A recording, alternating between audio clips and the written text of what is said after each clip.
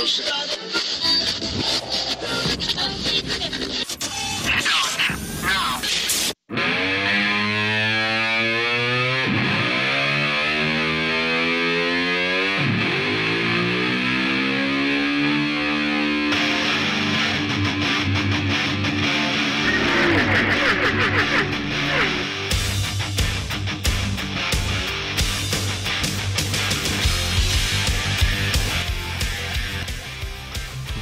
evening, everyone, and welcome into the iRacing Today radio show for today, October the 8th, 2015. This is episode 116 of your favorite iRacing-related podcast, or at least I assume so, because, well, I have a big head, really, and I assume that you like everything that I do. My name is Trevor Cameron, in case you're wondering who it is that you love.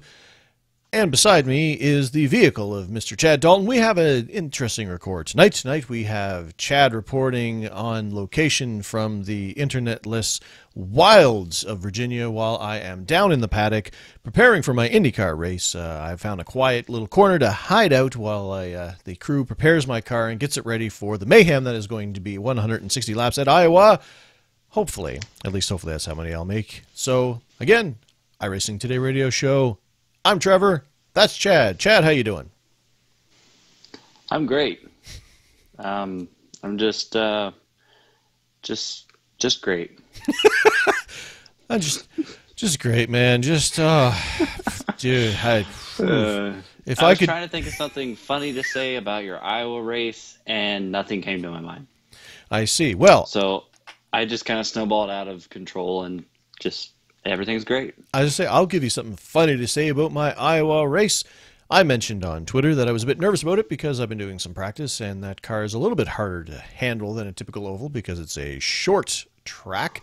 Mentioning, I was having trouble keeping my line, keeping it low in the corners, and Roy Clark, our helpful and friendly teammate, came back with the awesome advice that basically assumes and predicts that I'm going to win the race this evening. He says, just take it easy, there will be yellows, stay on the lead lap, then win. Simple. So, as I put it back, got it, start race, wait for everyone to crash, boom, confetti. Got it. So. Yep. That's what's happening. You heard it here first. There you go. So in about, let's see, in about 3 hours' time, well, 3.5 hours' time, I should be rolling into Victory Circle with my pristine car because I basically pull off to the side, wait for everybody to hit each other, and then go up and win the race. This is not a good plan, but it's my plan. But hopefully we will finally pull off that doubleheader where we live record the show for you guys, and then I jump right into the car and live stream my race. And hopefully that'll all work out, and we won't go too long on the show, and I'll be all like, I can't get in the car because now I'm in the car, we're just still doing the show, and everything's falling apart. So let's get to it. Let's get to it. So this week we have got a little bit of news, some more patches hit the service over the last few days. Well, since we've been online here with you guys, which was 5 days ago, there's been a couple of patches come into the sim.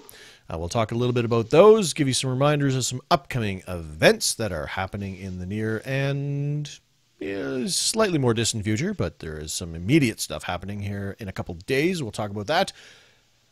We've got some experiences, and I did some broadcasting, as I mentioned. I'll give you a quick update on how that all went. We've got a couple more answers in for our favorite tracks, and keep sending in your favorite tracks and your least favorite tracks, if you've noticed, and you sent in your favorite alongside your least favorite. We didn't read the least favorite because we're going to collect those in their own little bucket, the bucket of least favorite tracks. It's a very unpopular and smelly bucket, and we will talk about those in a future date. So we'll bring up those favorite tracks that a couple of you people have sent in, and then we are going to jump into, well, not then necessarily, but at some point in time during the show, we have got story time with Trevor. We've got a very interesting story that happened this past week that I believe has a very good lesson, and there's a couple things we can learn from it. It's not as funny as last time we went and jumped into story time with Trevor, but I think there's some very poignant lessons to be learned in this story, so I definitely wanted to share it with you guys to hopefully you guys can learn something from it. So we'll get to that in a little bit, but moving forward, we did have a couple of patches that hit the service over the last little bit. And Chad, you got the release notes up there in your internet-less cabin in the woods? Well, that's funny. You actually have it in the woods. So yes, I do. Excellent. I wanted to draw that out. So basically, we talked about last week how everything broke and they Everything went disabled bad. it. Well, they're trying now to fix that. So, excuse me, as I try to get whatever that is in my throat out. So a couple of things that they did with the simulation is they fixed a memory leak in the 64-bit version of the iRacing sim. This should help reduce loading issues with very large tracks, such as a Monza track, which it's kind of funny that they use Monza as the example because that, of course, was the unofficial first race in the Block Pain GT series qualifying series. And I'm sure like a bazillion people tried to load it, and it was all like, oh my gosh, this takes forever. They also updated the 32-bit version of the iRacing sim to better manage the memory limitations of 32-bit while trying to load large tracks like Monza. They're just hating on Monza. Well, in Monza was everything fell apart, so of course they're going to talk a bit about Monza. So yeah, I know, but still. Moving on, I like the gonna hate. I like the terminology of the next thing. They did obviously make some fixes with the dynamic track, where they mention, and I quote, "fixed the session transition super grip bug." And I don't know if I've ever been in the woods and ran into the super grip bug. I'm very anti-mosquito. I hate them, but I would definitely not want to run into the super grip bug because I'm guessing it would probably muckle onto me and suck my blood and never let go. So hopefully they have fixed that now, and I won't have to worry about that anymore. Hopefully. That is definitely a big problem. They also fixed the problem with the dynamic track data being misplaced on the unused overpass at Motegi when running the road course configuration and possibly other tracks is in parentheses, which kind of makes me laugh. Yeah. It's like, oh yeah, we fixed Motegi and other tracks. It's like, and I'm sure there was other things we didn't think of, but I mean, it's there. We fixed it. It was on the overpass section of Motegi, and I don't know, Suzuka. It gets real close and it almost overpasses, so maybe that too, I guess. And then there's that one fake truck that goes over Road America. Maybe that was wrong. I don't know. That's true. Yes, misplaced on the unused overpass. So did that track data end up somewhere else? Did you suddenly get super grip if you ended up in the grass at just the right place? Yeah, I'm not sure. I didn't try it. Again, another one of those things. Why can't they tell us before they fix it? Man, we've got to get an in. I mean, we talked to Tony, we talked to Nim, and we talked to Sean when he was there. I mean, we've got ins. I mean, we need some insider scoops here, We're about to fix this really messed up bug. Now, don't tell everybody because we want everybody to know about it till we fix it. But man, go check this out. This is cool. Another big fix that I know was probably bugging a few of you out there is they fixed a rare sim crash that could happen while in the garage. So if you went to fix your car, the sim was like, nope, back to the desktop. It's like, what happened? I drove into the garage and crashed. Well, you should have been more careful, man. Yeah, what were you thinking? What are you, Brad Keselowski? I mean...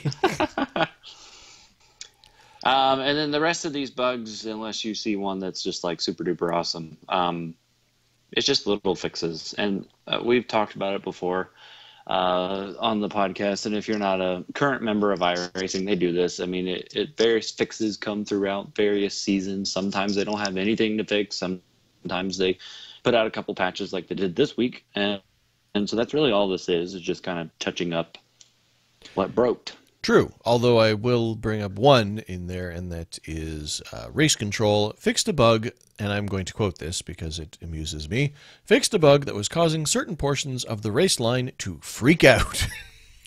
Yeah. That would show... that would show up as the racing groove, drawing a long distance sideways or causing the pace car to drive off the track. This fix required a small amount of data for every track, which is why you will see so many track updates. So if you actually, when you went to do the patch, you'd be like, here's the things we need to fix. Everything. But it was only like 15K per track kind of thing. But I can imagine somebody jumping into this game and from another less simulation type situation. It's like, okay, following the racing line. In case you don't know, in practice sessions you can turn on a racing line to kind of help you out, and I believe hosted sessions can turn it on anyway. It's kind of there as to help people who are not as serious into racing and coming from a Forza or something like that where they have the racing line. But they jump in, it's like, okay, follow the racing line. Okay, now I have to go up on two wheels because the racing line's sideways. And now the racing line wants me to drive into the pit wall. Okay, I mean, if that's the fastest way around the track. It is. It's definitely the fastest way. I can tell you that is a pro tip right there. But I think that's about it for important updates. A couple other things. We'll put a link in the show notes for you guys to watch. There was a couple of website sections in there as well. Apparently they added a friend referral link in the My Account.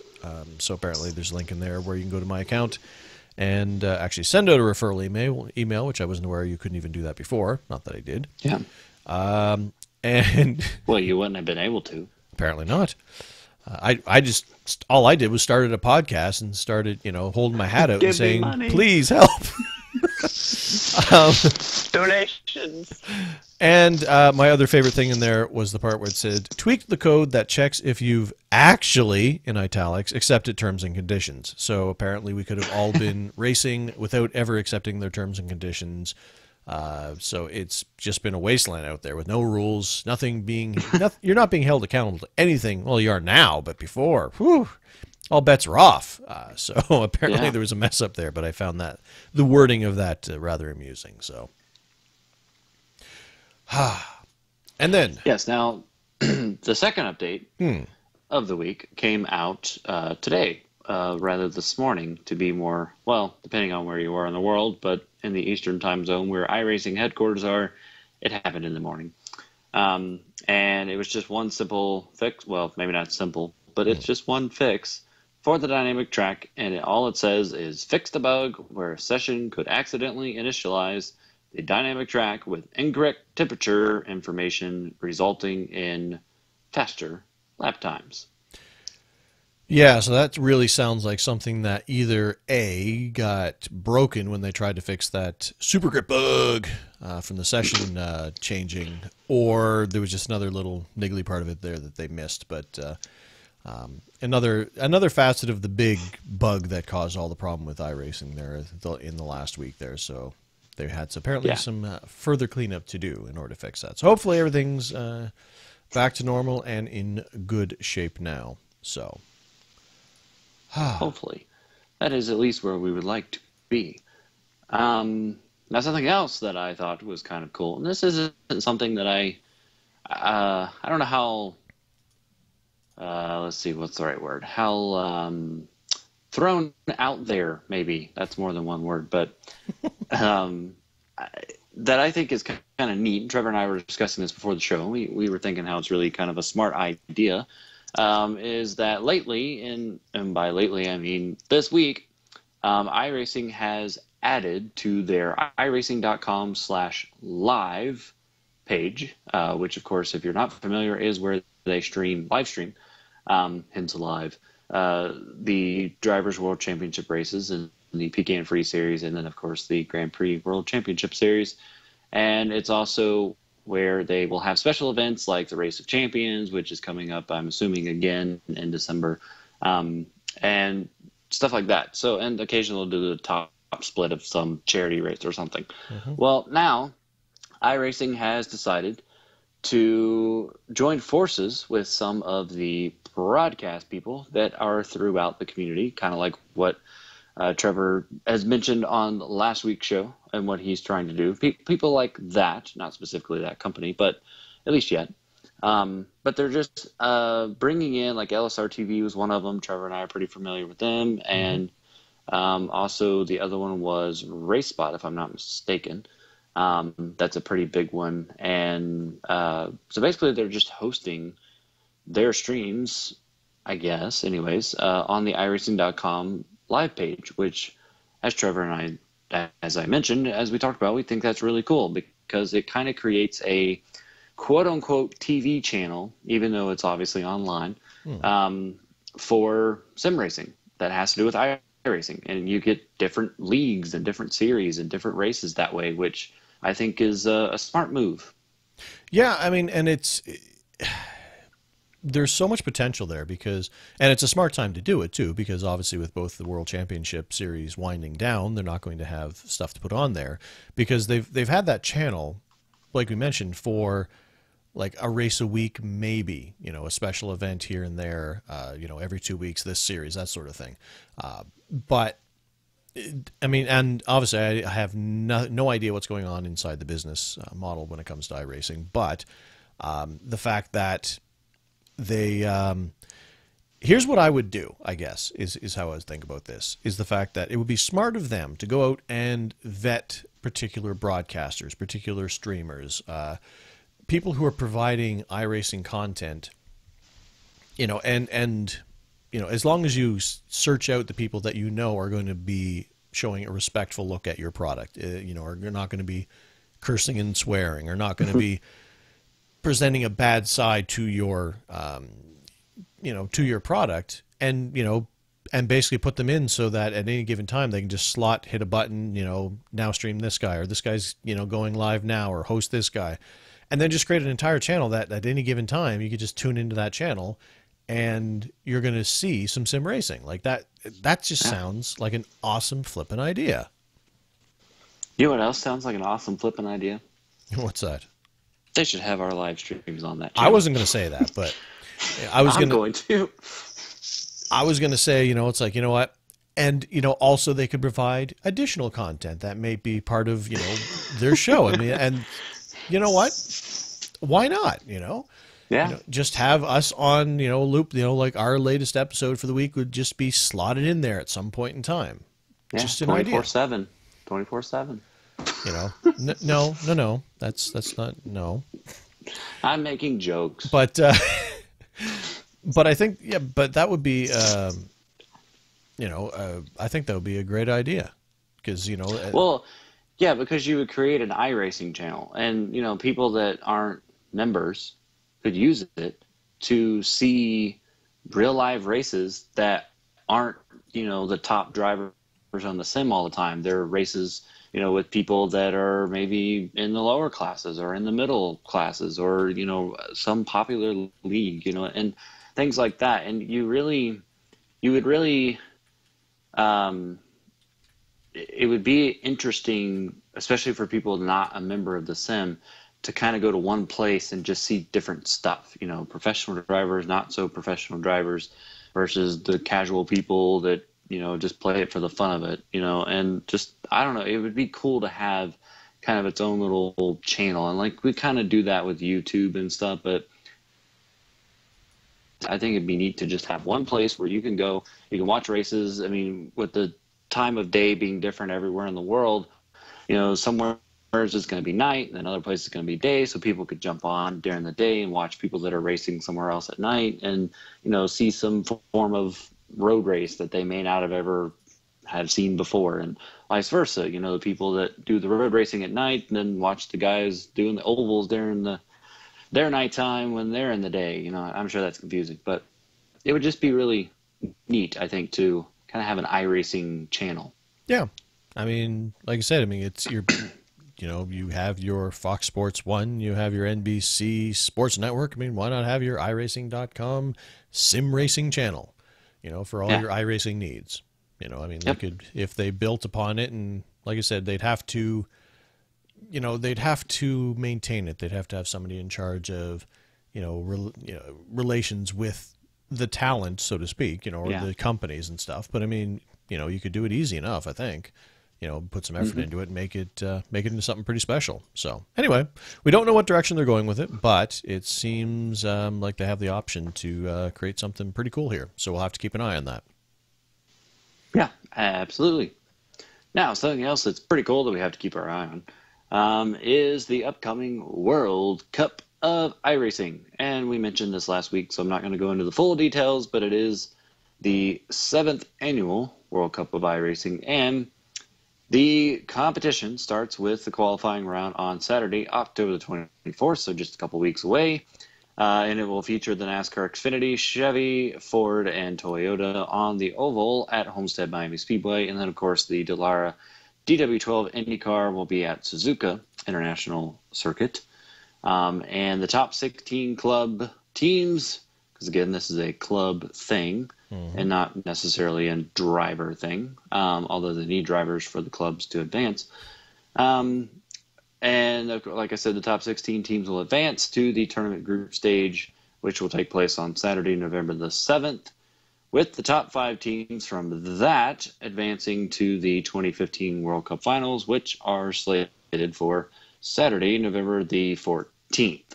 We'll put the link for all the details that you need in the show notes. And then, of course, as we mentioned on last week's show, you do have to register if you want to be a driver. And if you say, hey, I want to be a captain as well for your club, you have to register for that as well. But most clubs, I think, have a captain already. But in case yours doesn't, and you want to get a bunch of guys out there for your club to try to take home the gold, then you got to register for the captain as well.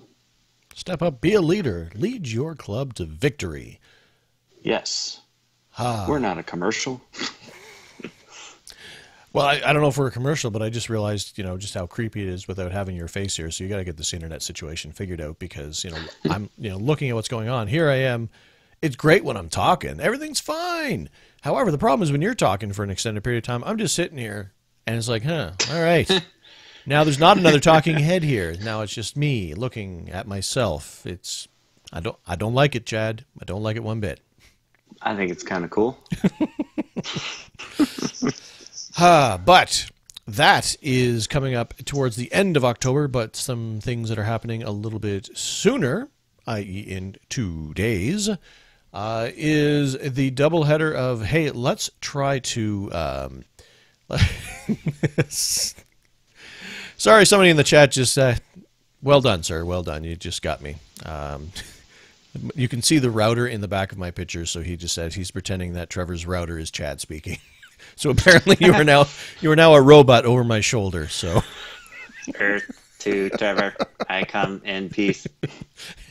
Is that a pretty good robot impression? It's not the worst I've heard. Oh, really? Anyway, this weekend they are deciding that Road Atlanta hasn't been used enough, and let's use the crap out of it this weekend. And that is because both the Blancpain qualifying GT. series race, GT Blancpain qualifying race series, let's do it for real this time, is happening this weekend on Saturday, as well as the Petit Le Mans is happening as well on at Road Atlanta over the weekend as well. We talked about those last week. And there's a couple of different splits for the Blancpain Endurance Series qualifying deal. So I think you got 2 on Saturday, and then you got 1 on Sunday. I think it's like 9 GMT and 19 GMT on Saturday, and then 17 GMT on Sunday, if I'm not mistaken. So check that out if you look in the forums. There is a section that actually spells all that out for you. I'll dig that up and put it in the show notes for you in case, hey, let me Google that for you. But so anyway, so basically, if you want to get your Road Atlanta on, boy, have we got a weekend for you. Yes. If the 3-hour, 3 different split, maybe even 4 different split endurance qualifying series isn't enough for you, try 10 hours. Because, that's a long time. Especially, I think the race will feel longer as well, even though it's only 10 hours. And, obviously it's not longer than like a 24-hour or 12-hour race, but I think it will feel longer because or not in, but at Road Atlanta, the track is a little bit smaller than most road courses, and you whip around there pretty quick. So you're going around like minute 5 or minute 10 maybe if you're in an HPD, and you're going like a minute 20 in some of the GT cars. So you go around there pretty fast. So I'm thinking that that's going to make everybody think, wow, will this ever end? And Road Atlanta, as has been established, is one of my least favorite tracks as well, so there's also that. But that's just you. That's just me. I mean, that's, and it's not, anything against the track per se. It's just the fact that it's always been a track that I have struggled with getting right. And it's not even one that I've tried a lot at. I don't know what it is. Just something, but I got on it and said, I am having a horrible time. And I just stopped trying. So I give up. I quit. You're a quitter. I don't like this at all.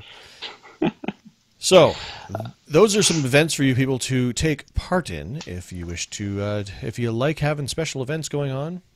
Well, there's a bunch of them coming up this month, and maybe some of it be broadcast on iRacing.com/live. I don't know. Yeah. But it's highly possible. You never know these days.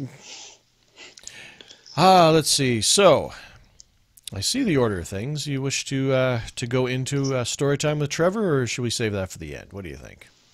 I think we should save it for the end. I think you're right, probably. I think we should let everybody sit there and be like, oh, I wanted to go to the end. And it's funny, too, because it's one of those things where, for anybody who follows on Twitter, a lot of times we talk about things that happen. And, when things happen, I'll mention it, on Twitter, or I'll talk to, teammates or guys in racing. The only person who knows what's going on about this is me and Chad, and, well, one other person, but I won't tell you who that is until we get there because that would spoil the surprise. But anyway, before we get there, let's talk a little bit about experiences from the past week. I will go first because I really don't have We're returning to normal. Well, that's not entirely true, and also not entirely fair. But that's funny. I had to say it. Because I don't have any experiences per se from the last week, because we did the show last week late. I had already done my Indy race by the time we had done the show, so I already talked about that last week. And the only experiences I've had on track since we did the show is practicing for tonight's race in the Indy cars. There's not a lot to talk about. It's Iowa. It's got me really nervous. Like Michigan, I was feeling pretty confident because it's a big track. The IndyCar is fairly easy to handle there. Not easy to, go fast and pass and all that good stuff, but it is fairly easy just to drive the track because there's so much room. Iowa's not that. Iowa is a very short, track because, well, it is. And the IndyCars, I don't know, because they're so line sensitive, they're so aero sensitive, and going through at such speed with such tight corners, I'm struggling with it. I've practiced. I'm pretty sure I can keep the the car on the track, but it's going to be a bit of a challenge. So I'm looking forward to that tonight, and hopefully come up with a good finish. I've had 3 good weeks so far. Let's hopefully we can go into 4 good weeks. Quick update, just so you guys know, we are now 2 races out of the 12 have happened so far for this week, and I'm currently 9th in the championship at 112 points. I am only 42 points away from the top spot as of right now. It'll all change during the week, obviously. So if I can get like 43 points in the race tonight and nobody else in my division happens to be in the race with me, I could be leading by the end of the night. See? That's positive thinking. Math. Apparently iRacing's all like, stop talking about our settings, because as I was saying that, it popped up the still here pop-up thing there. So it's like, you're not looking at stats, are you? No? Okay. Get out. Bye. We need this space for someone else.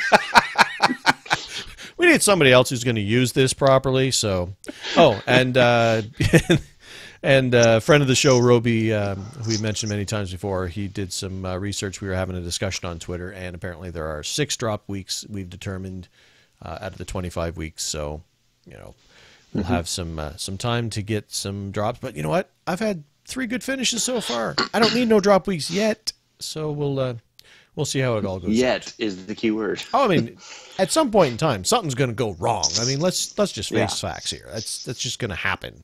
So, but so far, having a good time with that car, and I wish I knew more about setting it up. I wish I had the time to just sit down and just learn and learn and learn how to set that car up because, like I said, with the Iowa doing the practicing and say, okay, well, the car, if I try the low line here and stuff, it gets really tight on the corner exit and I have to really get off the gas and not hit the wall and stuff. I have no idea what to do about that. So I haven't tried. Like, I even got brave. It's like, okay, so go in. It's like, it has to do with aero. Okay, so I went in and looked at the tool tips on the garage, which, in case, you're new to the sim, back in the day, none of that was there. It was just a whole bunch of settings, and it gave you no indication of what they did. Now, at least there's a pop-up that says, hey, this number going higher means this, which is way better than it ever used to be. Yeah. But, so I went in there, it's like, okay, well, maybe I'm getting too tight on the corner exit. Let's put some front wing in there and, just a couple clicks front wing and take a couple clicks off the back wing because, that's all good stuff. And did 2 laps and then became so loose that I just started spinning out and said, nope, I'm done. Out of the garage. Get the boss man away from the tools. He's just going to hurt somebody. So, but that was my technically my experience. And I guess I'll quickly mention I did a couple of broadcasted races with the Global Sim Racing channel over the weekend. Did one on Saturday with the MX-5s and did a Indianapolis 500 race with them on Sunday. And both those races were a lot of fun. I mentioned it last week, the fact that I got together with these guys because I had a chance to talk to the guys who run the show and take a look in behind the curtain, so to speak, and see how they operate and stuff. And I was very impressed with the way that they handled their business and very professional. And they're taking it seriously. I have no idea what they have for rates and schedule and stuff because I'm not advertising. I am not a businessman on their behalf. But I do know that from what I've seen, they are taking this very seriously and they are treating it like a business in a very legitimate fashion. And I was impressed by the people who were working there. So I'm having a good time. Can't wait to do some more broadcasting with them. It was a lot of fun. It was great to get back in the broadcast booth because I do miss that.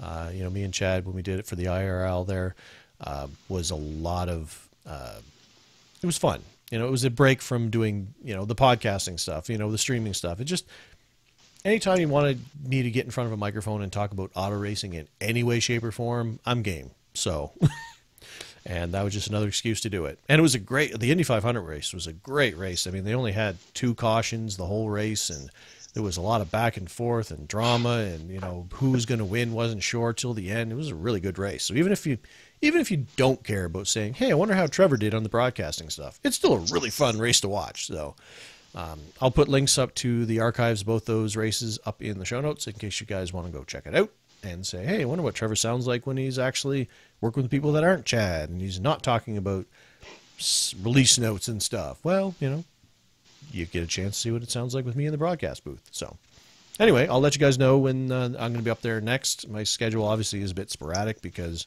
I'm me. So I'm kind of on as a talent that will get in the booth with them when I can, when it's not podcast night or race night or family night or date night or this, or all of these various things that keep me away from microphones and my computer and whatnot. So anyway, that was basically my experiences for the week until in about another hour and 20 minutes as I was going to say the old number 16. Well, that's not entirely true because it's Arrive and Drive Racing, so it's whatever number they happen to give me. If there's 30 people in there, it's probably car number 28 is my guess, but until we get out there for Iowa. But anyway, what did you do this week, Chad? I did one race, and that was the continuation of the Power Series. Trying to finish out the season and get out of there with a trophy or something. Yeah, like a championship or... Yeah, nothing really important or nothing. But, and my hope, and I guess we're kind of planning it, we have a couple teams running the Piaget Le Mans. Believe one of them is going to run BMW, one of the teams, if I'm not mistaken. And the other team might run the HPD, but I don't think anybody's like locked down anything. So tomorrow, Friday, I'm going to try to practice some and see if that's something I would like to participate in. I know I wouldn't be able to be there during what is my time, Saturday morning, because I've got another commitment, but I could do the afternoon. So we'll see how that goes tomorrow and if schedules align and stuff. That being said, I believe that myself and Dean on Sunday, what is my time, Sunday afternoon, are going to participate in the, uh, excuse me, the endurance series qualifying thing in the BMW. So tomorrow I got to put in some practice. So that'll be my upcoming experiences that hopefully I'll be able to share with you guys next week. But so far as this past week, all I did was Power Series, and uh, I it's funny. The race that I explained to you guys on last week's show that happened at New Hampshire, and how it was kind of like a good race that went really sour really quick. This race was actually really good all the way through. And actually, it was kind of one of those races where it kind of had it all, to be honest, in a good way. Like it had, and for the record, in case you've forgotten, we were at California. So big track. California. What? Oh, you're just singing another song. Yeah. So we're in California. If you haven't raced that track, it's very wide. You got plenty of room to move around. It's kind of like what Trevor was explaining with Michigan there a few minutes ago. And it's just a huge track. And I like it. Not because necessarily it's huge, but just because it's bumpy. And it has character. Although I joked with John Hensley before the race, saying that because I've been practicing for a little bit, you go into the back straightaway there, and it's just bounce, bounce, bounce, bounce, bounce, and I have that seat that moves and simulates G forces, and I told Hensley that I was probably going to end up with a migraine because it was just like I can't see where I'm going because I'm bouncing. But that's also kind of why I like California, because of all the bouncing and the bumps and everything, and the seat really shines at tracks like that. So I was, I'll be honest, I didn't expect much going into the race, and even though I already mentioned that the race was really good throughout, I still didn't expect much because of what had happened in New Hampshire. And so went into the race and ended up qualifying in fourth, which was a good starting spot. I guess I can't remember if he qualified second or third, but he was one of those. But Adam Hollick was up there, so it was a good qualifying effort on his part. Dean Mole, who's one of our other teammates, I don't know where he qualified, but he was in the race and had a really strong run. Something happened to Adam, I think, entering pit road, and that kind of killed his night. But anyway, so we started the race, and like I said, I was fourth, so I was on the outside, and I kind of got a good restart or a good start. And the first green flag run was really actually, I mean, I don't mean this in a bad way, but it was kind of boring because it was just me. The guy third in points won the pole, and he was really quick during that race, and he took off, shot out of a cannon right out of the get-go. I eventually got my way into second place and stayed with him. I never really caught him back, but I stayed with him probably within about a second of him or so, and just kind of, going around. That first run, which was like 30-some laps or whatever, was really the first full green flag run that I ever got to do, and with California. So it was a good learning curve for me to kind of figure out what the car did and how the tires fell off and stuff like that. The other guy that's in the points battle, who's really, really close to me in the points, more so than the guy that's third in points, was Tim, and I've mentioned Tim a bunch. And going into the California race, Tim was actually leading me by 1 point, supposedly, although I never did the math, but that's just what I was told. Not that I don't believe him, but I don't have the back up proof of it. So Tim had a really poor qualifying effort, but drove his way up through the field, and he actually pitted a couple of laps before me and the guy third in points did, which his name is Matt. So just so everybody knows who I'm talking about when I talk about them. We talking about Matt. I'm talking about Matt and not Matt Kenseth. Man, you're running for your championship, and we talking about Matt? No, we talking about Tim. Is that a good use of your we talking about practice thing? And No. Did I get it? That was horrible. Okay, I'm sorry. I tried. Yeah, it failed. So the three of us, that are leading the points, top three in points, we're the top three in the race at this point. And Tim pitted a couple laps before me and Matt did. Then I came down, and then eventually Matt did. And Matt ended up losing a lot of time. I don't know if he had a bad pit stop or if it was a good pit stop, but just because he stayed out so much longer than everybody else, he lost so much time. Because as we talked about, with the way this tire model is right now, especially after this new build, it seems, the older your tires are compared to the guys who have new tires, you gotta pit quick. So it's kind of actually the game, which is kind of neat to see, I think, where if one guy pits and he's kind of in the top 5 somewhere, then like you just gotta immediately start going because you're just gonna lose so much time. And I mean, eventually it might even out, or you might switch back. You end up better longer than the other guy, but still, you never know. And so Tim pitted before us. He ended up coming out with the race lead. I came out in second, and Matt came out like in fifth or something. He was really back there, but Matt actually ended up driving his way all the way back up. And I ended up, after a few laps, getting by Tim because I had about 4 or 5 laps, maybe somewhere in there, fresher tires.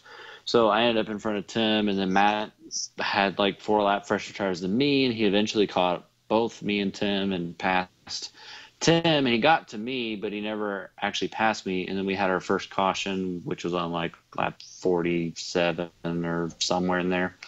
We all pitted. Matt came out with the lead. I came out in second or some third maybe. And we started racing again, had another quickie yellow, which was like a huge crash off turn 2. And then that was it for cautions.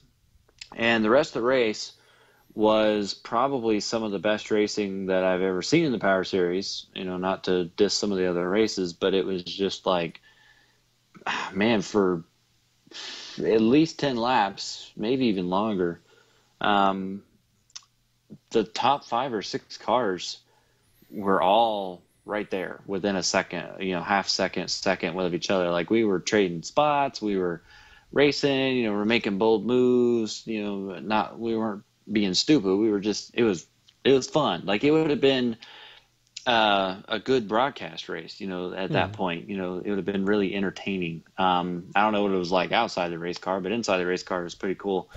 And we kind of kept trading spots, and like I was running second, and then one time I went to first, and I kind of fell back to third, and then I went back up to second, and things like that. And we started getting down to the point where, excuse me, we knew we were going to have one more pit stop, and that was with about 20 laps to go or somewhere in there. And I honestly didn't know what to do about the tire strategy. Now, one thing I should mention that I forgot to mention, for some odd reason, my microphone went out. Now, it didn't quit working. So like the microphone still works, but for some reason it like disconnected itself, like right after the race started. So I couldn't talk to anybody. I could hear everybody just fine, but I couldn't talk. The only way I could talk was through the text chat. Which while driving is challenging. Yeah, it is. So literally couldn't talk to anybody. And some of the guys, started making their pit stops, and I decided, about when I wanted to make mine, but I still didn't know what to do about rather taking 2 tires versus 4, because I've mentioned, that on the last build, I didn't think 2 tires was the way to go. I felt like on big tracks, you needed to take four unless you were running a track like a New Hampshire or like a Iowa where it is really hard to pass. Then you might be able to pull it off. But on some of these big tracks, I think you got to go with four. Hmm. So I kept thinking, well, is that going to be the same case? I think you need to go with four. But then I started thinking about how in past races at California, I've taken two tires, and the guys that took four tires were so far behind, like I'm talking 5 seconds behind, maybe four, that there was just no way, even on the four tires, that they could ever catch you, and in enough time, especially being so late in a race. And I just like I didn't even make my final decision until I was in the middle of pit road, driving to my pit stall, and I was like, I think I gotta go with two tires because I think I would be so far behind if I took four that it wouldn't matter. And I basically just based my decision off of past experience and ignoring what might be current, with the way the tires work. So I did the right sides, came back out, obviously put in enough fuel to make it, and came back out. And once it all cycled, I was in the race lead, and Tim, who also took two tires, which I was relieved to find out once Yeah, I it's got one of out those there. things like I took two tires, everybody else took four. Oh crap. Yeah. So I was relieved, and I found out later that, like, I think all but one guy in the top five took two, and the one guy that didn't was Dean Mole. Um, but everybody else, I think, took two. So I was really relieved when I found that out because I was like, okay, I made the right call. I didn't second guess myself and make the wrong call. I made the right one. And so Tim was like 1 second behind me or so, somewhere in there.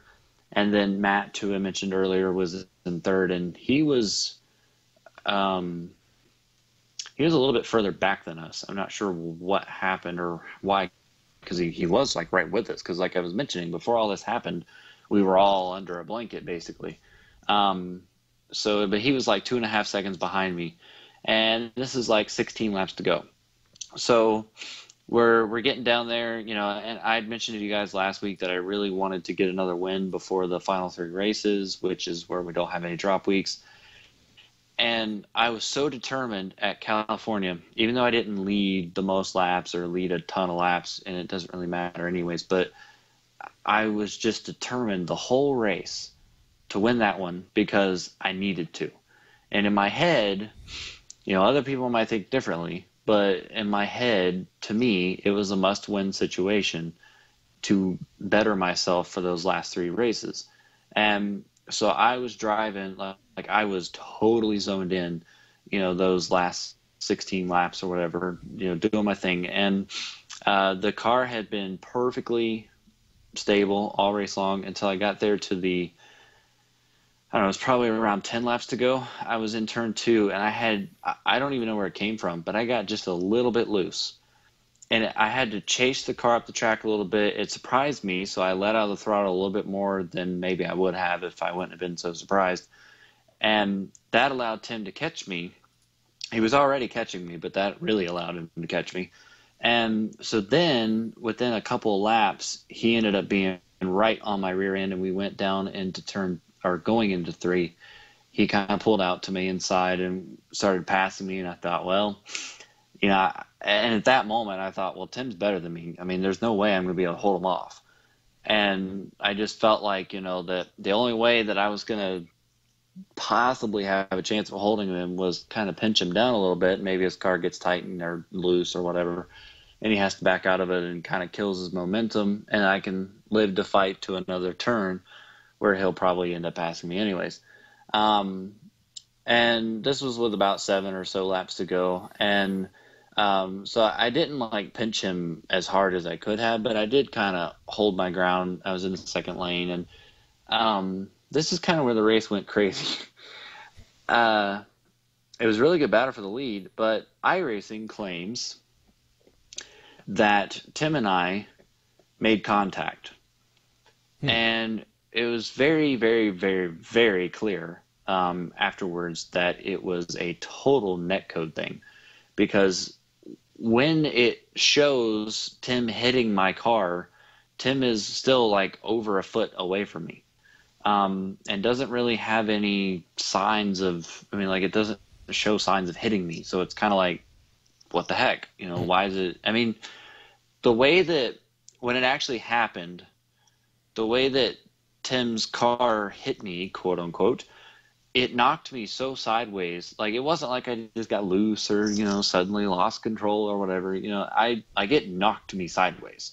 I was the very first time after it happened, I was almost pointed 90 degrees, and then I saved it, and I was like, okay, I'm good now. And I started to go again, and then I almost wrecked again. And that second time, like if you were watching it from, the TV1 camera or something, you would have thought the second one was nothing, and the first one was the biggest one to save because it looked more dramatic. That second one was so much harder to save than the first one. My heart stopped on that second one. I thought I'm done, and then somehow saved it.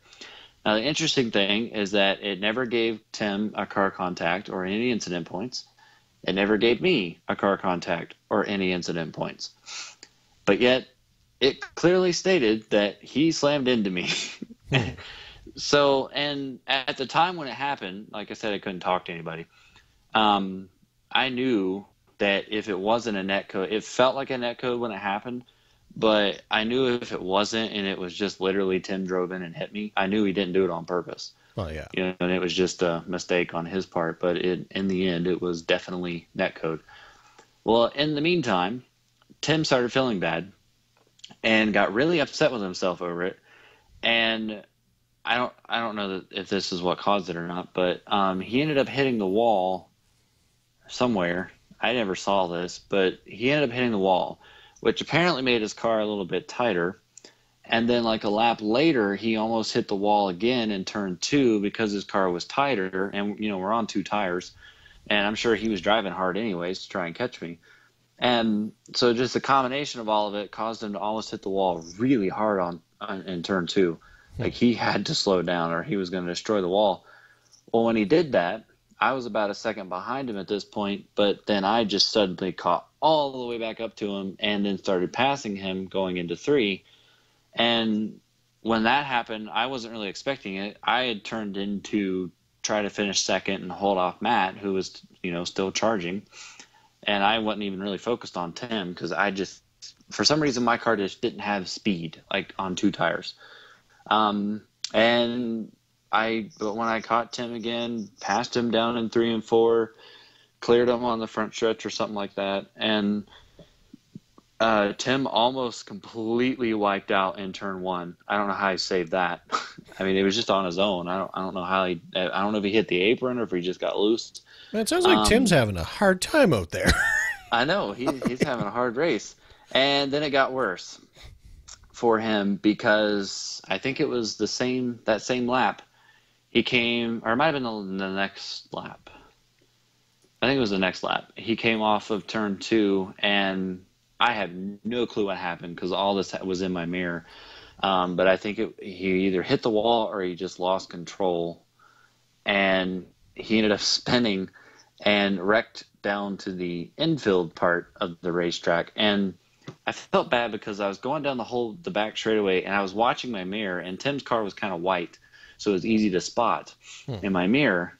And I just saw this like white bullet go across the mirror, like from one side to the next side. And the whole time I was like, oh my gosh, there's walls down there. That's not going to end well. And sure enough, I think his engine died almost instantly. And Tim ended up finishing 19th. Whereas I went on to win the race, and the Matt guy that I mentioned finished second.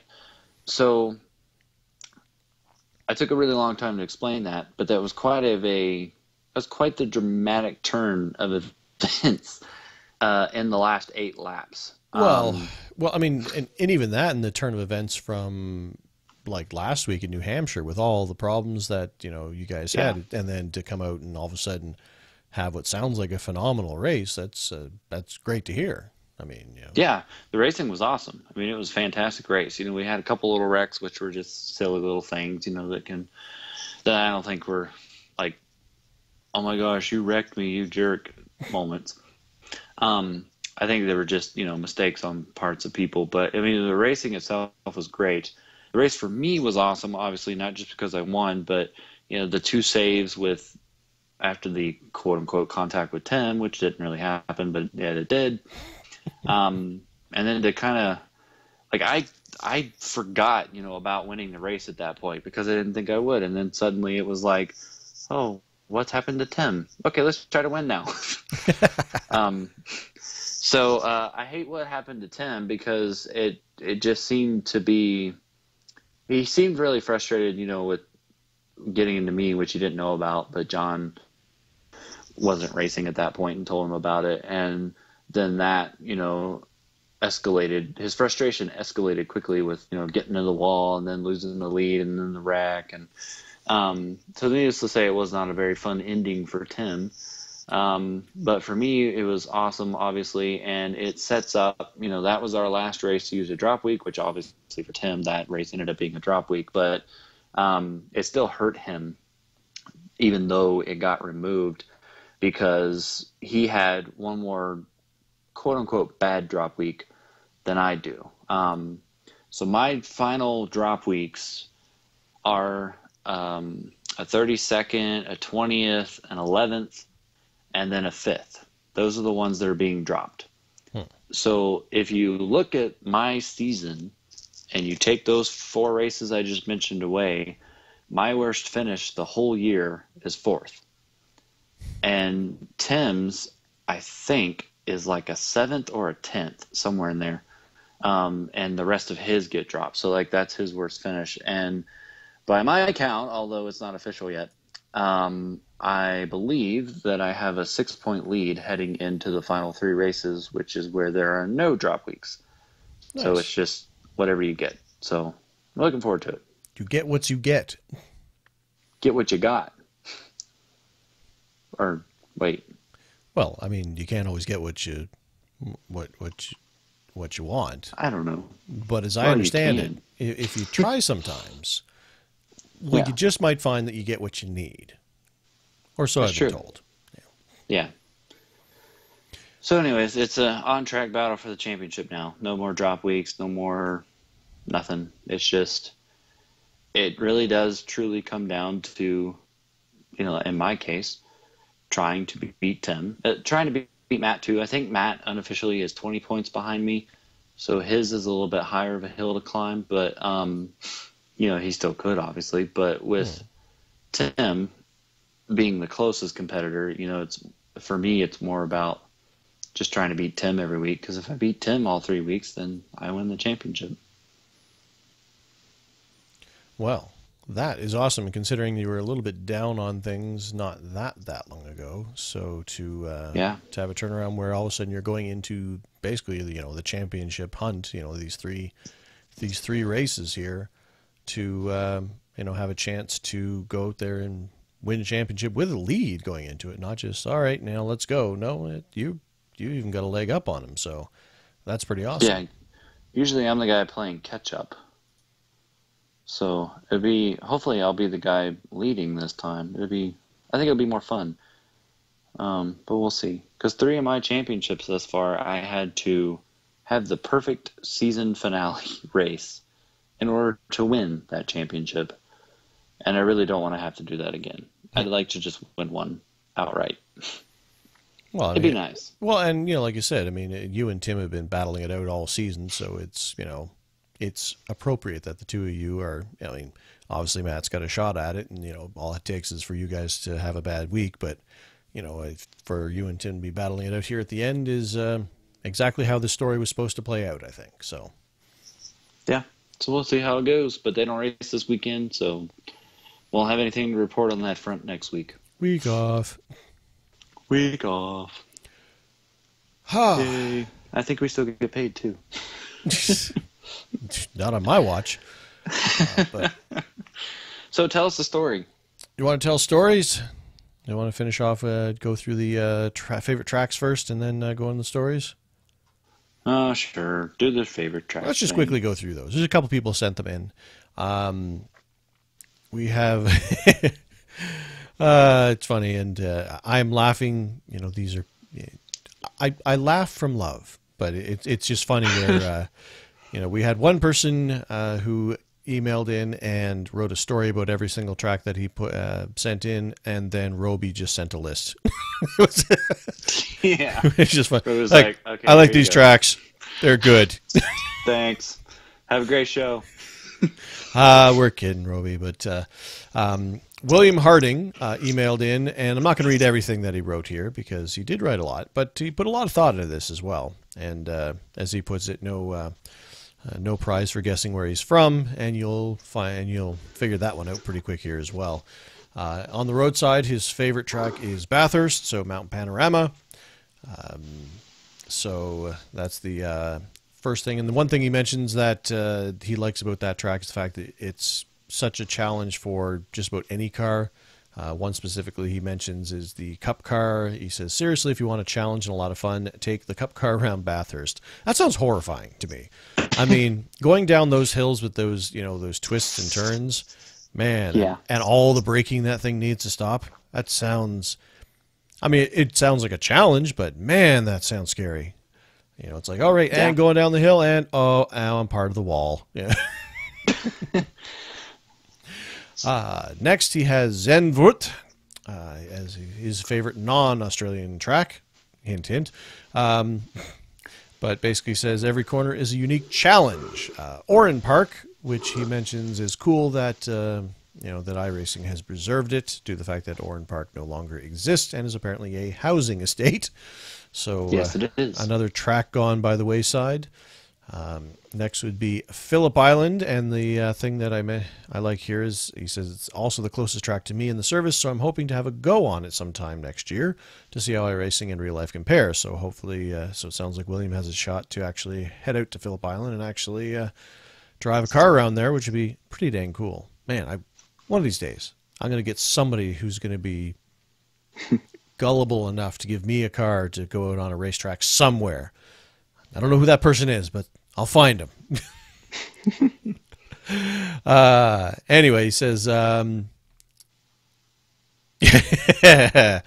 as Mr. Resser points out in the chat, that apparently Mount Panorama with the Cup car sounds like a great idea for one of our fun races, which yeah, we've got to come up. We've got to do another one of those in the near future. Man, that would be a Yes, we do. disaster with me out there. Man, Oh, I don't know. I think we should have, I think a good idea, we could keep people from getting disqualified, would be to do the Cup car at Mount Panorama, and then if we have 20 people show up, have 10 of them go one way, and then 10 others go the other way.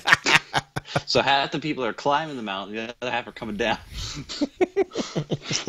That would be awesome. oh yeah, yeah. Anyway, and he says for the fifth track, he cheats and says he could not decide between the Glen and Monza. The Glen is a fast-flowing track that he has always liked in all of the other sims, and Monza, as he says, is not the most fun track to drive, but it's a lot of fun to race at. It's another listener who has brought that distinction in there between, you know, is it fun to race or is it fun to drive? Because there is a difference, and apparently William thinks the same way. So those are his road. Oval. His first one was interesting. Calder Park Thunderdome. As he puts, and I will just read, just kidding, iRacing doesn't have any Australian ovals, which I didn't even know they had oval tracks over there, so it shows how much I know. Apparently it's a 1.1 mile quad oval with 24 degrees of banking, modeled as a smaller Charlotte. It's configured to run both turning left and right, so not at the same time, not like Chad's idea. But it apparently Come on, it'd be fun. but it apparently isn't used anymore since the demise of what I think is the most awesomest naming for a auto racing group, Ozcar, which I'm understanding is, you know, Australian, well, basically the Australian NASCAR, my guess, since it's oval, but Ozcar, I love that. And then apparently iRacing needs to go out and scan it. And if it's not really used that much, apparently you need to go out there and do it quickly. So Yes, because it'll turn into a real estate. apparently they only have. Well, I mean, it is an island, so I mean, they only have so much room. I mean, eventually they've Yeah. got to reclaim the wild, so to speak, that have been Hmm. taken up by these racing tracks. I mean, but his actual favorite track is Iowa, which that's a surprising, like a first pick for somebody. I, hey, who knows? I may get my first IndyCar win there in a couple hours, so maybe it'll become my favorite oval track as well. Uh, High speed oval that is bumpy and has multiple grooves, and he's not kidding. Holy crap, that track is bumpy. You were talking about California and bumpy, man. When your butt's like 2 inches above the road, you're talking bumpy, man. Like if I had that seat that you have, that'd probably be horrible. But apparently he. I will tell you though that with the seat, the bumps are way more at California than Iowa. Well, I don't know. That IndyCar, like I said, if you take the high groove going through 1 and 2, and it's a viable groove, but it's like it is bumpy. That's an example of what it would be like if you're on a bumpy track. I love that sound effect. Well, my face was shaking too, so if you had the video as well, then you'd get the full effect of it all. I'm just all over here. As he puts it, he apparently rates tracks on the same scale as I do. The fact that it listed on there because he scored one of his 3 oval wins there, so that's why it's his favorite track. And he did it in a late model. Apparently does not include rookie, street stocks, and legends in his win total. I would totally count them if I had any, but I do not. That is me speaking. Number 2 is Richmond, another short track that is good in stock cars. Let's see. And actually he does tell a story here that I will actually read out. His best oval win came here in the B car. It was a good race. I was in the number 4. And in case you forget, or you're new to the show or iRacing, the car number when you go into an arrive and drive is where you fit in the iRating scale compared to other drivers. So a 4 means he's one of the better iRating drivers in that session. He did not qualify, so he started 11th. I worked my way up to 2nd by the midpoint. The last caution ended with 16 to go, and I restarted in 3rd. The leader, which was the number 1 car, who had led the whole race, got a good jump, and I followed him to get ahead of 2nd place. At first, the number 1 car was getting away, but then I started to catch him and passed him for the lead with 10 to go. Unfortunately, the race ended under caution, but the result wouldn't have been any different. There's some good confidence there, William. As I was slowly pulling away, and we had a good gap to 3rd. Side note, I was also the only non-American in the field, so that was cool. Also, which means he was also fighting, a little bit of latency as well, because obviously the Australian hooking into the U.S. servers, you get a little bit of a disadvantage there as well. And he says also, if you haven't worked it out, I'm a bit of a Trevor when it comes to winning. Haha. Which means that he doesn't do it very often and cherishes each and every one of them. At least that's how I take it. Number 3 is Kentucky. Favorite 1.5 miler because it's bumpy, and apparently he's good at going around the outside on people there. Number 4, Gateway, which I think is the first time that we have heard that mentioned in the favorite tracks. I could be wrong, but I think that's the case. Actually, I barely even hit Gateway at all. I've raced every track just to, as I buy them to see what they're like, but I don't think I ever actually did an actual race at Gateway before. He says apparently it's very good in the IndyCar, and he thinks that IndyCar should go there in real life.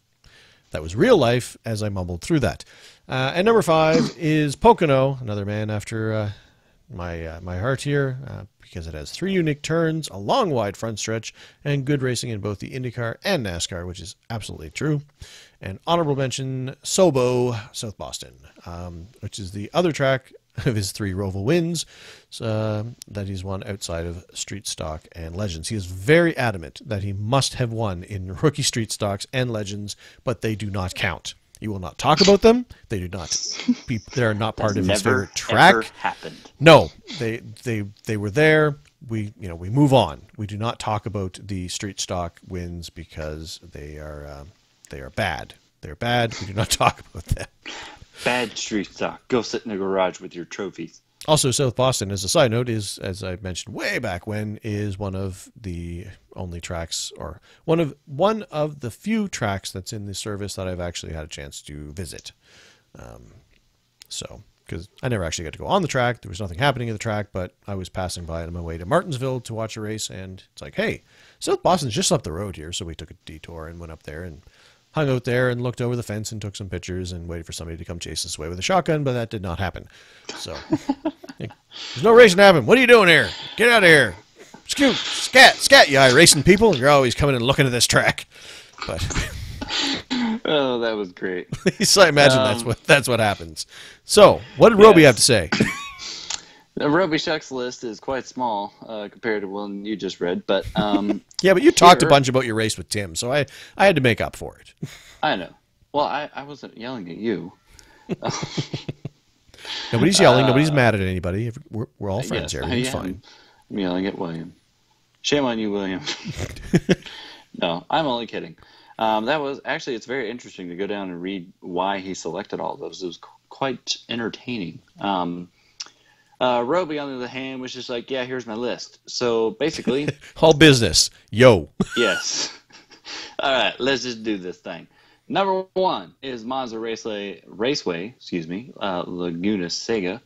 Number 2 is Daytona. Number 3 is Monza. Number 4 is Lanier. And number 5 is a track he doesn't even own yet, but he wants. So, and he's probably going to be a big fan of that combination we were talking about earlier. I was just saying, apparently he's going to buy it, as soon as we have our fundraise. Yes. And that, of course, is, if we haven't given it away, Mount Panorama. So, Mount Panorama, believe it or not, and I kind of am surprised by it, actually got a lot of votes from a lot of different people, and not just people from Australia. Right. Which you would think that wouldn't be up there because it's a very difficult track, but I guess it's up there. It is a very cool track. I don't think I've ever successfully completed a lap without hitting a wall in it, but I still think it's a really cool track. Oh yeah, absolutely. I agree. So I believe that concludes our regularly broadcasted schedule, except for one final item, and that's story time with Trevor, which we shall finish off, which hopefully does not take 45 minutes because, the crew is wheeling the car out, out of the garage area and getting ready to send it up on the grid there. So I should probably, get in it and strap in and probably do a couple laps before the green flag flies. So, all right, done with the radio show and go. Okay. Oh, no. So many cars around. And the problem with that also is the fact that I've jumped into open practice sessions during the week to practice up, but I've never really gotten one that was full enough so I could really practice running in traffic, which is what I really wanted to do, because I need to know how that car is going to handle when it's around a bunch of other cars, because it's a short track. So I'm guessing I'm going to spend most of the race around other cars. So, well, you may not have to worry about it because caution. Yeah, that could very well be the case. Like, it is a challenging track, and there are multiple grooves, but it's real easy to get out of your own lane there, that's for sure. Yeah, and you're going so fast in an Indy car, that makes it even more challenging. Not much time to react. Yep. Excuse me. Okay. So, story time. So, an interesting thing happened this week to, me in particular. And I think it really opened my eyes to a couple of different things. And that is the fact that Nim Cross, who we've interviewed on the show, obviously, is the chief steward of iRacing. He's basically the chief disciplinarian of the service.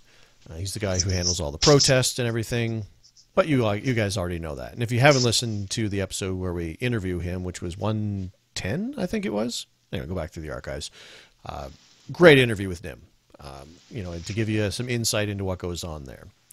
Well, we know that Nim kind of found our show because he likes to go through Twitch streams that are doing iRacing and kind of, just finding people in the community and hanging out. And he hung out with our, in our chat room one day and, kind of talked to us. And that's what led to us interviewing him on the show because, he found us, we struck up a dialogue and, there you have it. Well, he found us through doing Twitch streams and, looking at what's going on. which is to say that Nim is also going out there and looking at race streams, be it on Twitch, be it archived later on YouTube, whatever be the case. Mm-hmm. So, which is something I never even thought about. The fact that the guy who's in charge of discipline is going out and watching stuff. Now, here's where the story starts. During one of my streams, one of my recent streams, I'm going to leave all the details out, obviously, because I'm not here to call anybody out. But during one of my streams, it wasn't Chad. There was a particular individual who was being disrespectful. He wasn't racing anywhere near me. He was nowhere near me. He had no effect on my race whatsoever. However, in the chat, he was being very disrespectful to other racers. At the beginning of the race, he was complaining about one guy who'd apparently hit him before in a different race, and just going on and on and on and on. And then something happened. Again, I won't go into extreme details, but something happened, so he went from doing well in the race to ending up a lap down.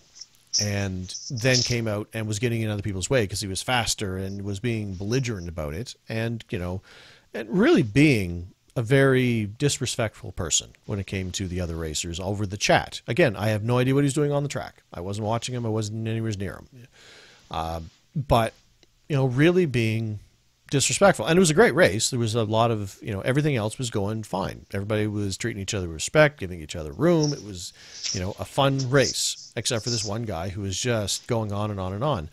And during the race, I even mentioned, it's like, okay, I'm not even going to mention it. I started to comment on it, but because when I'm streaming, I have to be conscious of the fact that this is a stream that's going out. This is something anybody could watch at any time. I'm not out there to hurt anybody's feelings, so I try my best not to comment on other drivers in any way while I'm out there racing. I mean, I slip up, in the heat of the moment, but it happens. But I made a conscious decision not to do that as much as I could. And I've mentioned so when I was on, doing the stream. It's like, okay, I'm not even going to mention it. Whatever, he's doing his thing, not even going to mention it. And then he kept going and going, and then I got frustrated and just muted all the driver chat. And it's like, okay, I can't handle this anymore. I'm done. And then that was the last I thought about it. It's like, okay, whatever, it's done. I had my race. It was done. I moved on with my life.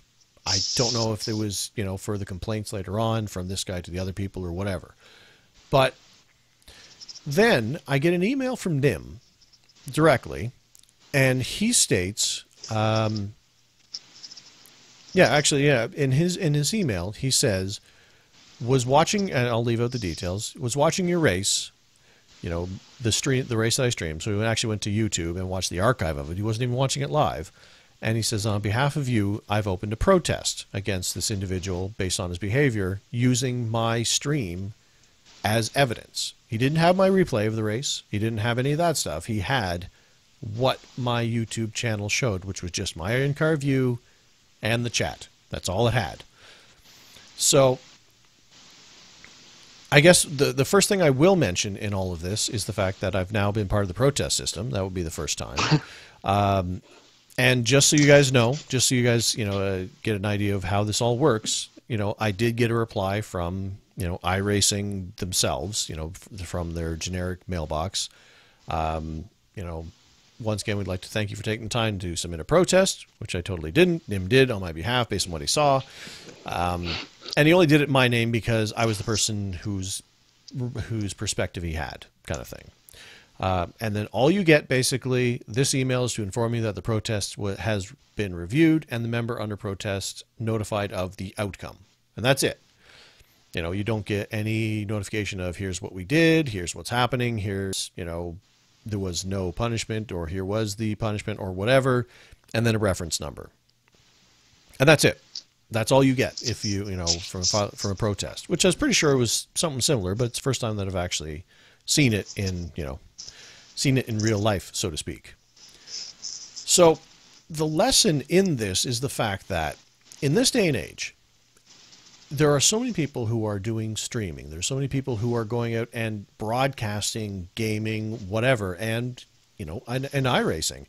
Some people are even broadcasting in, like I'm doing with Global Sim Racing Channel. I mean, they're broadcasting races, or most people who are in those sort of races, no. But if you go through and get into a race, your thought process might be, I'm going out, I'm racing, I did something dumb, I did whatever happened, and nobody in that, in that session protested me. It's over with. Whatever happened, happened, it's done. But that's not the case, because I did actually have a dialogue with Nim about this, because I asked him if he was okay with me sharing the story, because I didn't want to step on any toes. So I got his permission before I brought it to you guys. But I think that there's some really important lessons in here. And one quote from Nim that I thought was really pertinent to this was, he says, I also don't mind you guys telling anyone that if I see something in any media, I will take care of it. Because as he put it to me, he saw the race, what was going on. Nobody like he actually waited. Nobody protested this gentleman. So he felt that he had to take action because of what he witnessed and what he saw. As he put it, in my race, there were 29 respectful fellows who had a fun and great race. We're fellows. Had a fun and great race, and one disrespectful person. Like that really calls to it. It's like the fact that we were all out there having fun and having a great time, and one person was just spoiling it to a degree for some people. And as such, Nim thought that he had to act on that. And like I said, you have to think now, much like I was thinking, where if I'm streaming a race, I have to be careful what I say about other people. I mean, not only because I don't want to offend people, I don't want to make accusations or say things that I might regret. That such and such was such an idiot there, and then I go back and look at the replay, and it turns out I'm the idiot, or something like that. Because it's now going to be out there on my stream, in my archive. But also, to another degree, I have a reputation to uphold. I am one of two forward-facing people as part of this show, and I don't want to bring any disrespect or anything bad to this, this program that me and Chad have created. So, I mean, I'm very conscious of that. But a lot of people aren't, because they don't have that. They're just like, I'm in the moment, I'm doing whatever I'm doing, and whatever. Because you know what? You know how many people get protested for saying bad things in Call of Duty, or any of these other games type thing where there's voice chat and stuff? Nobody. It doesn't happen. That's not the culture of those products. It is the culture of this product. And the fact that you jump in, you have to be realizing that there are people out there who could be streaming at any given time. Any race you jump into, somebody could be broadcasting that to the internet, and your actions could be held. You could be held accountable for your actions by a person who isn't even involved in that race, because it's documented, it's archived, it's out there. And once things, as we all know, once things are on the internet, ask Beyonce. Once things are on the internet, they don't go away. Oh, that picture of me's ugly. Take that down. That's not how the internet works, Beyonce. But anyway. Wow. Yeah, I mean, I found this fascinating, because I never even thought about it from that point of view. That somebody, anybody,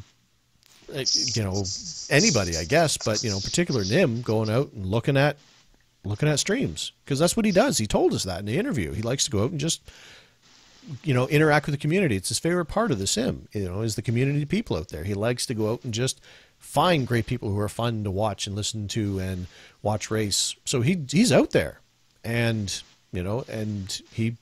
because I was streaming a race, and probably because he knows us, it's like, oh, well, okay, well, I remember Trevor from the show. Let's see what he's doing. Let's see if he sucks as bad as he says he does on the show, and watches the race, and then all of a sudden says, hey, there's something that, as puts on his chief steward hat and says, well, I have to deal with that. That's something that's inappropriate.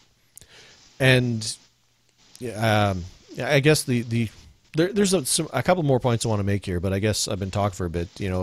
I'll let you chime in here, Chad, on on what I've been talking about. What are your thoughts on all of this?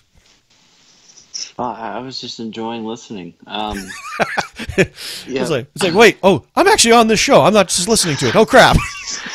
It was a great story. I'm in the same boat as you. I think it was like, I don't want to use the word shocked, but I guess it surprised me. When I read the email where he said that about if you, anytime you ever, or well, not that we ever do this, but like if he ever sees something somewhere in media, and he's obviously referring to like streaming and stuff that, he needs to deal with. Like that just kind of surprises me because, we've always kind of been accustomed, I guess, to protests being, hey, this guy wrecked me, here's a replay, Hmm.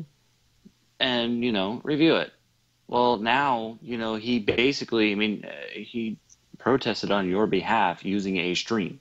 Yep. That has nothing whatsoever to do with a replay, in iRacing terms. So I just thought that that was interesting, that he kind of stepped outside the box, so to speak, with what I guess we're accustomed to with the protest system and protested somebody, I mean, and made it stick, and obviously we don't know the outcome, but like, Right. it seems like it went through. Yeah. I mean, and I'm assuming that you'd get something similar, even if there was no, um, I don't want to use the word punishment, but, there was no repercussions, I guess. I'm guessing I would Hmm. get the same sort of email as well. But, it's, and I guess the only other point that I wanted to bring up, or at least I think it's the only other point I wanted to bring up about this, is the fact that, well, actually, I'm just going to read what Nim wrote here. It really struck a chord with me about, because we talked about the protest system before, and we mentioned how, we haven't protested people before. We've run into situations where we could have, but decided Hmm. not to because, like, it's like, oh, I should protest that guy because of this, and whatever. It's that's I don't want to bother. You know, Yeah, and let me say one thing before you read that. yeah. The part that Trevor's about to read, I will second that, you guys really need to hear this because it's actually, because Trevor hasn't mentioned it, I didn't mention it because it's the same thing happened to me. Like it kind of struck me like, well, I never thought of it that way. And I want you guys to really, and obviously I know Trevor does too, but I really want you guys to pick up on what Trevor's about to read because I think it can be very important, especially as the community continues to grow and people. And, we don't know where everybody's background is from previous racing games, but Hmm. I think that it can be, I just thought it was great. I think this should be embedded somewhere. So, um, as Nim puts it, as he had found the stream, he was explaining why he did what he had did, and he says, unfortunately, he wasn't protested, and I heard it, and I had to take care of it on my own. The issue is that people are letting the one or two go, and not sending protests. So that line right there is key. The issue is that people are letting these go, and like I said, we've kind of talked about our lack of sending in protests before, Hmm. and saying, well, you know what, whatever. But you know what? I think I'm changing my tune on that because he brings up a great point. Because, this individual came into a race, a bunch of people, as he put it, 29 of us were having a great race, having a great time, and one person was ruining it for everybody, and then nobody did anything. And then you know what's going to happen is that individual is going to go into the next race, and he's going to do it to another 29 people. Yeah. And again, I guess I want to take a line from Nim when he was on the show and we interviewed him. It's not necessarily about going out and we have to punish the people who are doing these things and we have to make sure Hmm. there's repercussions. It's also, he sees it as much as about coaching, where some people, regardless of however they're acting on the track and whatever they're doing, some people don't have the mindset that their actions or their words or whatever matter, because a lot of them were a lot of you people are came to this not because you said, hey, I've got a computer, I just want to start sim racing now. Most of us came from a gaming background where you're playing your first person shooters and your real time strategies and your racing arcade games and all these other things where your actions don't matter. And that's the culture that we have in our head. And so then we come into this place where, as Chad had mentioned, we're using our real names. We're not, I race faster than you 321. I mean, we are Trevor Cameron and Chad Dalton. Our actions speak to us, and we are held accountable as people on that service.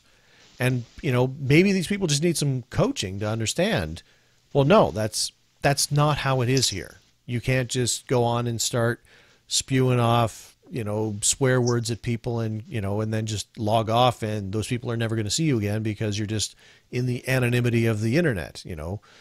That's not what iRacing as a service is. You are part of this community as you, not just as an avatar, just as a gamer tag, just as whatever.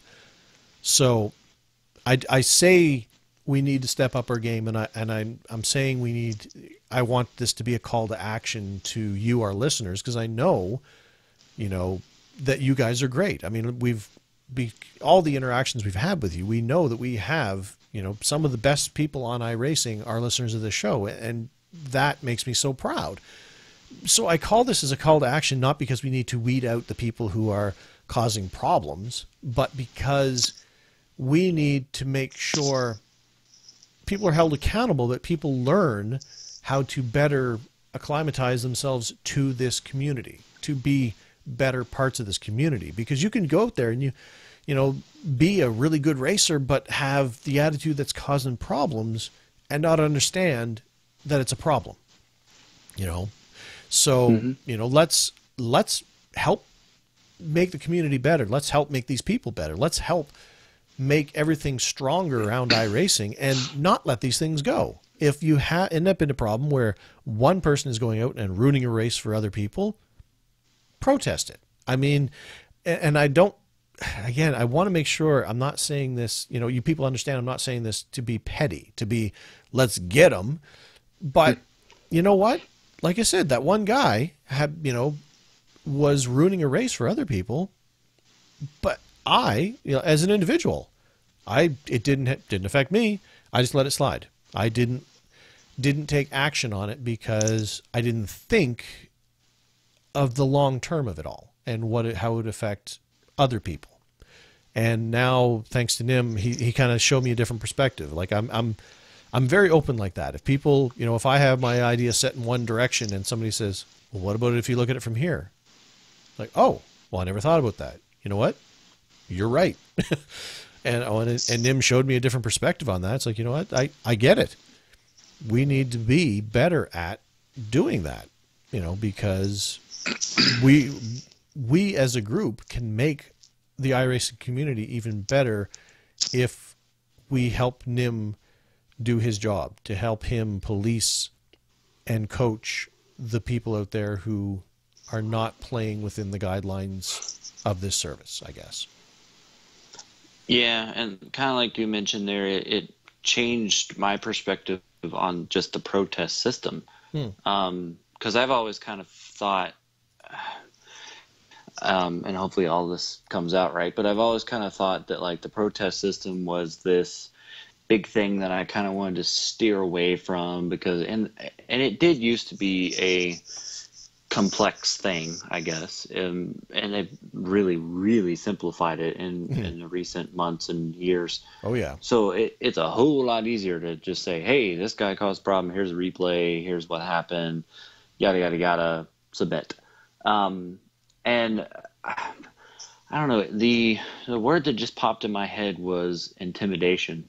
It was almost like I was intimidated by the protest system because of its complexity, which has now obviously gotten better. But even still, it's kind of like, well, I don't really want to deal with it. It might be the simplest thing in the world, and it's not so much that I don't have time or, don't want to or feel bad for protesting someone. It's just that, like, I just haven't done it, but reading these emails and kind of hearing Nim's perspective about, hey, one guy can make a session that everybody else had a blast in and had some of the best racing. That one guy can kind of put a damper on it and almost ruin it. And those are the guys that need to be protested. And the way that he writes it, it's like, he's basically encouraging you to protest it, not because we want to weed people out of the system, like Trevor said, or we want to kick people off iRacing, but because it makes the community stronger. Hmm.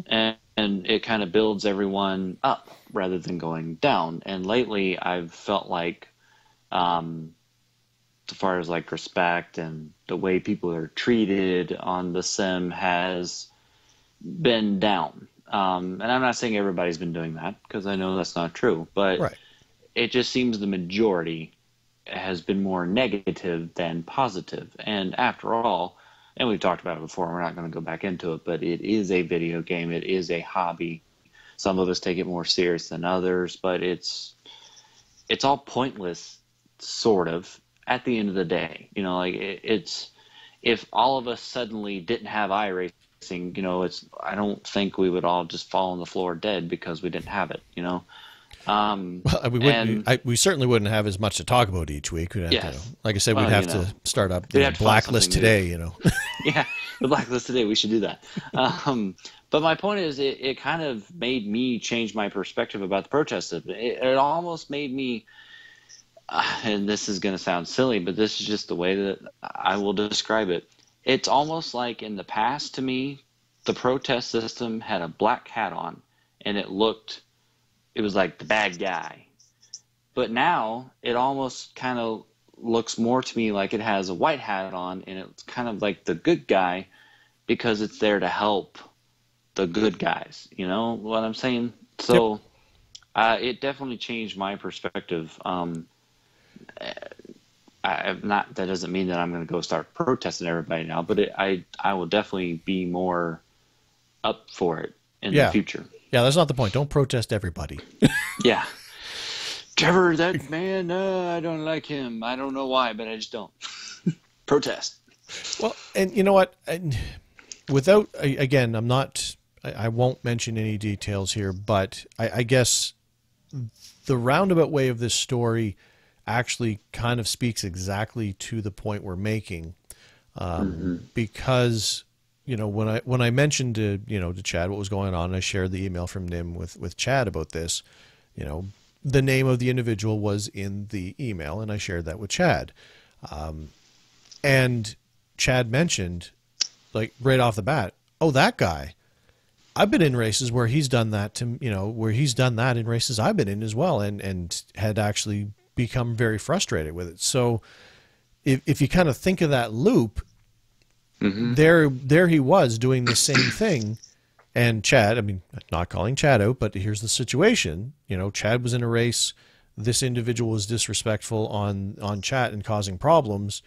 Chad doesn't protest him. He either never gets taught, coached, or action taken if the behavior doesn't correct, and then he ends up in my race and does the same thing, and now both of us have been affected because the systems that are in place weren't utilized. So I mean, like, And we have an exact microcosm of this system between just me and Chad. yeah, Two and of this 200, is 25,000 people or whatever it is on the service, and we were both affected by the same person because the action wasn't taken. The cycle continued. and that's several months away. Yeah, You know, it's not like it happened to me last week and Trevor this week. You know, this has been several months in between. Yeah, I remember every time I've been in a room with this guy, and I could tell you, I'm not going to, but I could. And so like that's an excellent point. You know, and we're not calling ourselves out, but that kind of puts it in perspective.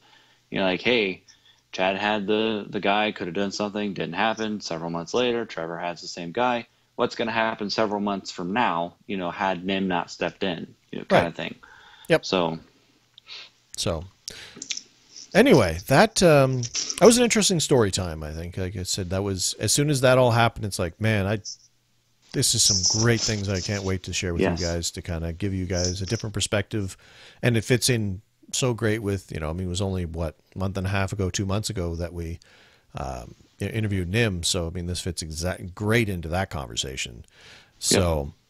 but it's yeah, kind of take a different look on people, as just because somebody doesn't necessarily ruin your race with their actions doesn't mean they're not negatively affecting others, and won't in the future if they're not. I mean, like I said, for whatever these behaviors may be in going forward, it may be people who just don't understand. They're not bad people. They're not people who are out there trying to ruin other people's races. It's just, well, that's what I've always done. I've always got on my, Xbox Live mic or my, PlayStation Network mic and just talked crap at people because that's what you do. That's what everybody else is doing, and I need to join in, and not understanding that's not what this is all about. So, I mean, it could just be a misunderstanding of, oh, wait, this isn't that type thing. So anyway, I think we've discussed that topic enough to get our point across. Hopefully, you guys got something out of that. I was glad we could share that with you. I like it when stuff happens to me that I can I can then turn into a story and share with you guys, because that's a big part of what we're doing here on this show and why we're here in the first place. So yeah, and I would encourage all of y'all to not so much share the story, but to at least share the point, get the point across about, with other people that that maybe don't listen to the show, about, hey, just because that one guy, causing problems and you kind of shrug your shoulders, rethink that. So I encourage everyone to pass it along.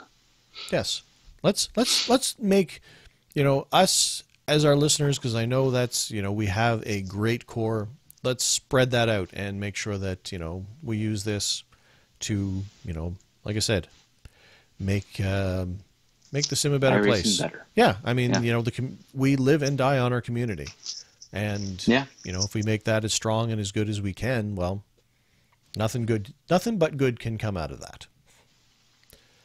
So anyway, checking with the my crew chief off in the corner there, we got about 15 minutes until I'm supposed to go live with my IndyCar race, and I think we've actually covered all of our points. Is there anything else you want to bring up before we close the show out there, Chad? Close it down so you can go win. Shut her down. And we will close it out with the words of Mr. Carl Edwards, which happens to be, and it's not in the show notes, but happens to be my dad's favorite driver. Unrelated to it, but he is. Well, I've learned a lot more respect for your dad. So he is. So it's. I believe it should say Carl Edwards, Trevor's dad's favorite driver / NASCAR Sprint Cup driver, and 2007 NASCAR Busch Nationwide / Xfinity Series champion.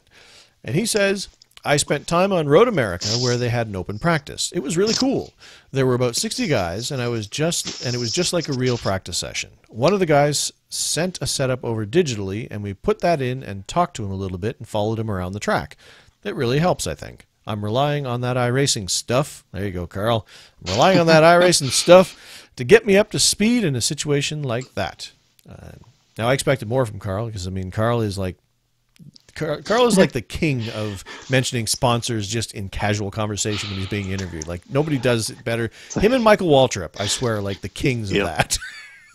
But yeah, I took my Stanley Tools Toyota out there, and we were just really fast following this guy at Road America on iRacing.com, which is a really cool simulation you should check out. And then afterwards, I went down there to Burger King and got me Well, yeah, those are the best ones, where it's like, it's like, well, we, got the rear end crunched up a little bit and we scraped the wall, but we brought it in and took the Stanley tools and banged that back out. And, Yeah. But anyway, with all that being said, thank you everybody out there for listening. We really do appreciate it. We do this because of you guys, so we appreciate you guys being some of the greatest listeners in the world of any show, and I will, maybe it's hyperbole. I don't have any facts to back that up, but that's what it is in my heart. Remember, the show is available for download on iTunes and Zune under the podcast section, where we would really appreciate a review to help us get the word out. The show is also available on YouTube and Twitch at Ratface Productions, and mirrored over on Chad's channel, It's Chadillac. You can check out the website for information, archives, links, and the polls we mentioned on the show over at iRacingTodayRadio.com. And, of course, follow us on Twitter. I'm at iRacingToday. Chad is at it's Cadillac. And I also want to give a shout out to the many new listeners that we seem to have gotten recently thanks to Reddit. Oh, So yes, Mr. you guys know who you are. Yep. We don't know all of you, but you know who you are, and we welcome you and appreciate you, especially for listening because you're new. But please email any questions, comments, and poll suggestions that you may have to feedback@iRacingTodayRadio.com. You can also send in your favorite tracks and non-favorite tracks to that email address as well if you desire, or just tweet us. Feel free to add Trevor and myself as friends on iRacing.com, as many of you have done, and we appreciate it. Blinking green light means good stuff. I don't know. But if you aren't a member yet and you're thinking about joining, please take the time to refer either Trevor or myself in the referral box when you sign up. You can enter Trevor's email, which is ratface@gmail.com, or mine, which is iRacingLegend@gmail.com. But until next week, ladies and gentlemen, remember that the race is really won in the first turn. But it is often lost there. Now, everybody listening live, stay tuned for IndyCar racing at Iowa. Or if you're not listening live, just check out the stream afterwards. And good night, everybody.